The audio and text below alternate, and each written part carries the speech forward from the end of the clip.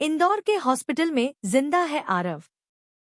जी हां दोस्तों, सीरियल पति ब्रह्मचारी के आने वाले अपकमिंग एपिसोड में एक ऐसा जबरदस्त ट्विस्ट देखने को मिलने वाला है जिसे देखने के बाद हर कोई हैरान रह जाएगा। अब तक कहानी में यही दिखाया गया है कि आरव इस दुनिया में नहीं रहा और उसकी मौत हो चुकी है। परिवार के सभी लोग भी यही मान चुके हैं कि अब आरव कभी वापस नहीं आएगा। लेकिन दोस्तों, आने वाले एपिसोड में पूरी कहानी पलटने वाली है, क्योंकि असली सच्चाई अब सामने आने वाली है।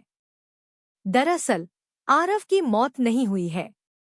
वह पूरी तरह से जिंदा है और उसे इंदौर के एक हॉस्पिटल में बेहद गुप्त तरीके से रखा गया है। हॉस्पिटल में जिस शख्स के जिंदा होने की झलक दिखाई जा रही है, वह कोई और नहीं बल्कि खुद आरव है। मेकर्स ने इस राज को अब तक सबसे छुपा कर रखा ताकि कहानी में सस्पेंस बना रहे।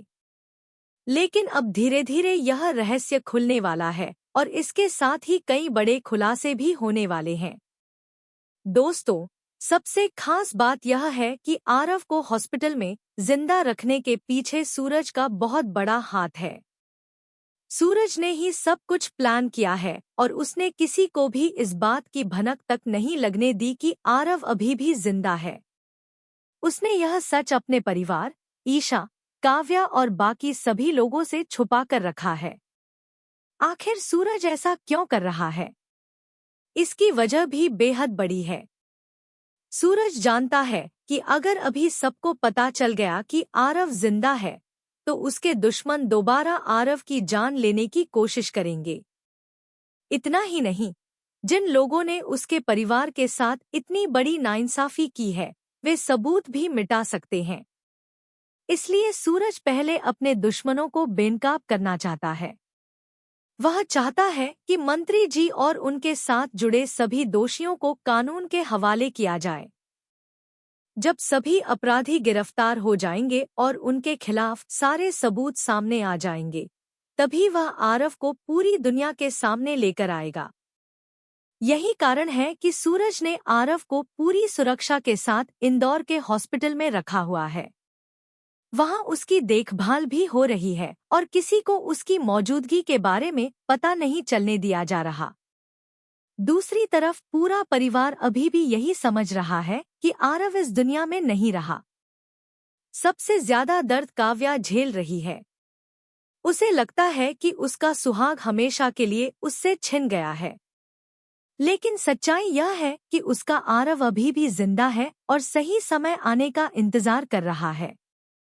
सूरज अपनी बहन को इस हालत में देखकर अंदर ही अंदर टूट चुका है। वह जानता है कि अगर वह अभी सच बता देगा तो उसकी बहन की खुशी लौट आएगी। लेकिन दूसरी तरफ उसे अपने पिता और अपनी बहन के साथ हुई नाइंसाफी का भी बदला लेना है। यही वजह है कि वह अपने दिल पर पत्थर रखकर यह राज छुपाए हुए है। उसके लिए यह फैसला बिल्कुल भी आसान नहीं है, लेकिन वह जानता है कि अगर उसने जल्दबाजी की तो सारी मेहनत बेकार हो सकती है।